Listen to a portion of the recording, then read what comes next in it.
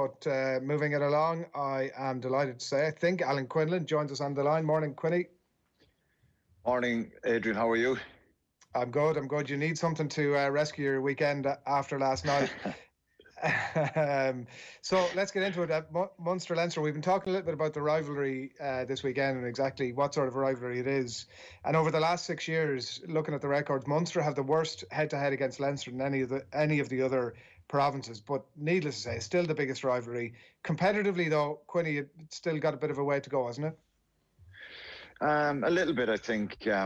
There's been glimpses in the last couple of years of what it means to the players. I think it's diluted a little bit for sure, I think, and that's been a regular question when this fixture happens in recent years.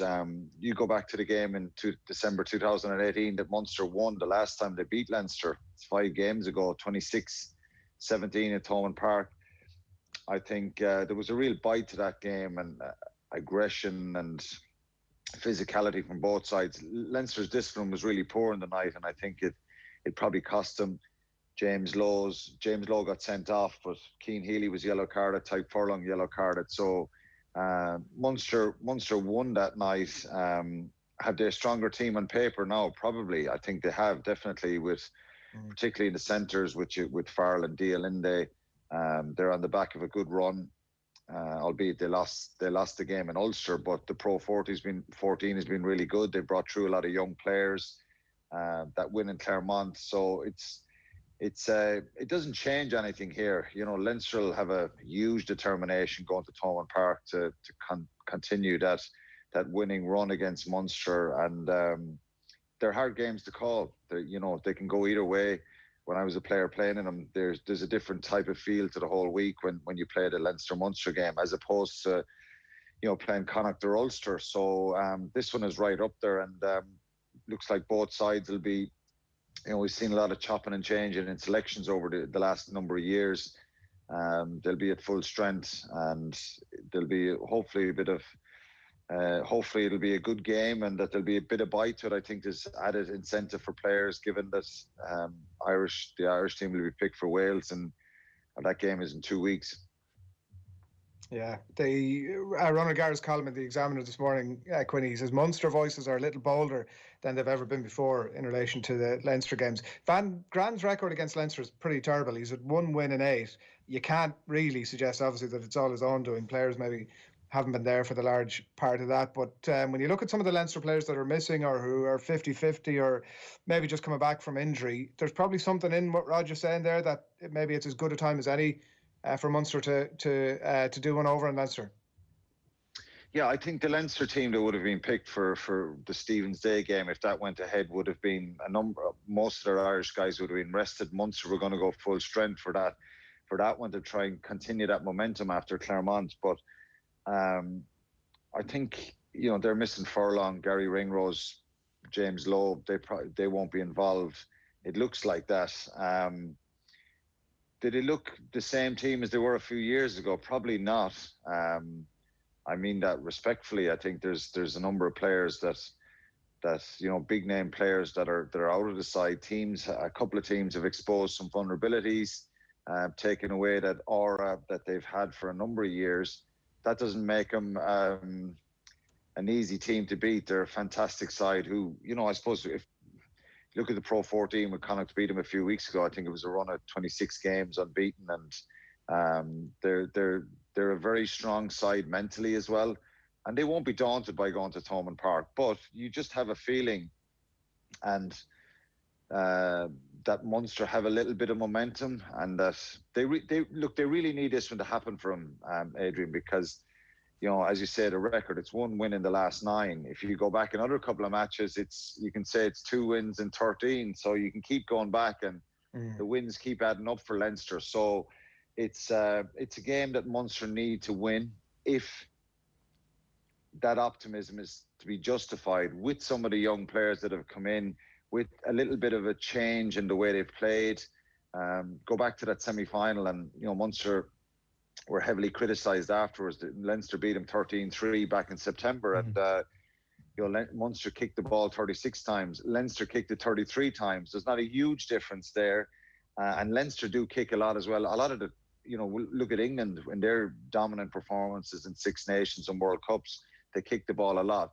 It's not always about Munster kicking it so much. It's about the type of kicks, and when they're chasing games, have that ability to be ambitious and open up.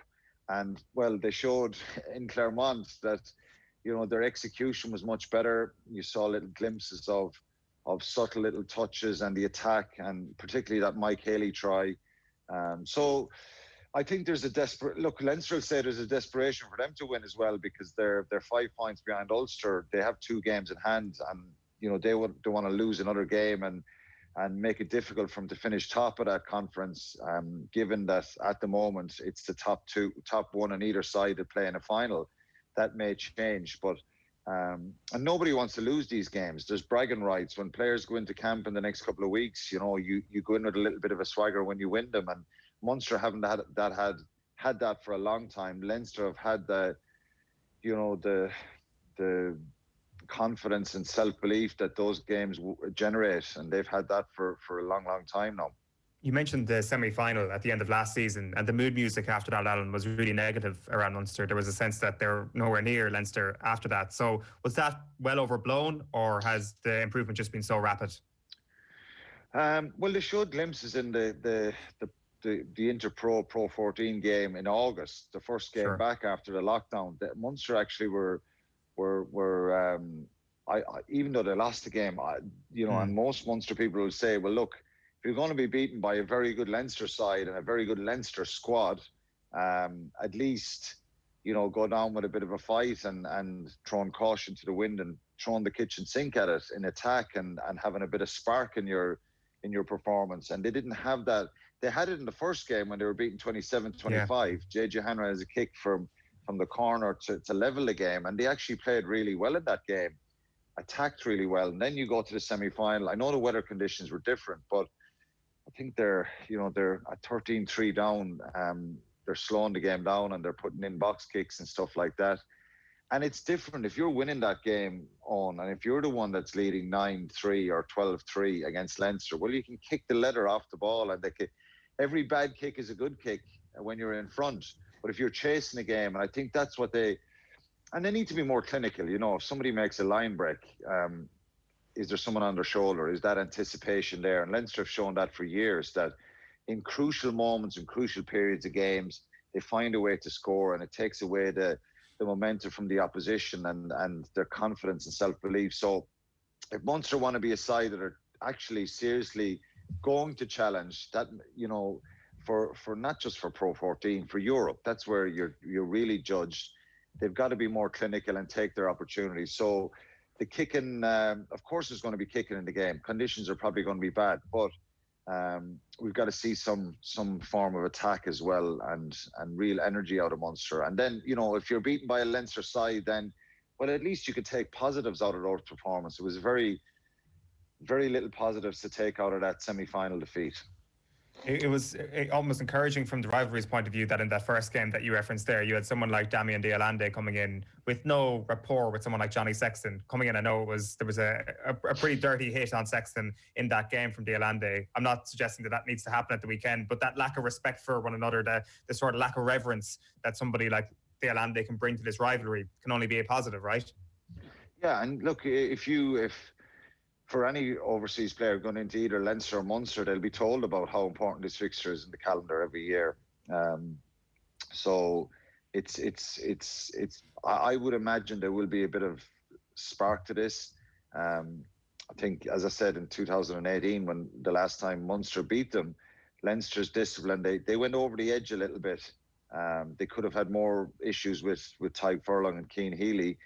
Tadhg Furlong's challenge was viewed a number of times, and I think if James Lowe wasn't sent off, you may have seen a second red, and there was just an aggression to that game and performance, and I think Leinster's discipline, it just let him down the light on that particular night, which is very un-Leinster like, because part of being a winning team and having a winning culture is having good discipline, being able to translate that physicality in a measured way, if you like. And Leinster have been brilliant at that. The intensity and the tempo to their game in the last number of years is fantastic. So Linde he's a big player for Munster. I think he's a player that, and will Munster give Linde the ball? Will they give Chris Farrell the ball? Two big, strong, powerful guys, and they failed to do that back in September. They've got to find a way to get the ball in their hands early, and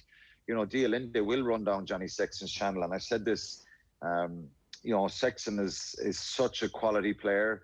He's a big temperament, but it can affect his performance as well if he kind of loses that emotion and gets frustrated. So he's going to have to be tempered and measured, and they will challenge him the same way Leinster will challenge JJ Hanrahan and try and run at him. So it'll be interesting to see. But I think discipline is a key here. I'm not saying that you're going to have punch-ups or flare-ups, because that's going to lose you the game. I think players, but they just have to bring an aggression in their tackles and their clean-outs and stuff like that, both sides. And if we see that, it'll add to the quality of the game and the excitement of this. No crowd is different, obviously, as you know, in Thomond Park. So, and Leinster have been there many times and won. So in recent years, so the home advantage thing, Munster can't rely on home advantage. They've got to play well to have any chance of getting a result here. But there's a little bit of light there and a chink in that Leinster armoury, and let's see if Munster are good enough to take it. Quinny, we've about 60 seconds here, so keep this brief for me, right? A question in from Kieran asking about central contracts, and I see that Johan van Graan was saying this week that he's hoping to hang on to most of his bigger players. Stander, O'Mahony and Earls all out of contract in June, particularly with the latter two, O'Mahony and Earls, despite their good form. Does their age mean they probably won't get central contracts? Well, their age will mean they'll get reductions. It's very, very simple. They're into their 30s, and they won't get the same contracts that they're on, even if they're being selected in the Irish team. And it's up to the players and the agents themselves then to decide what's better for them. I think COVID has thrown everything up in the air. Some of these contracts would have been done with a little bit more ease if it wasn't for COVID and the financial issue. But when you get into your 30s, whether your form is good or not, you're in that category of possibly having to accept a reduced salary. So it's frustrating. It'll be frustrating for Van Graan because they want to get those deals done, but it is a concern as well. And Munster by how many? Oh, I don't know. This game could go anywhere, Adrian. I think there'll only be a few points in it either way. So 4 or 5 points maybe.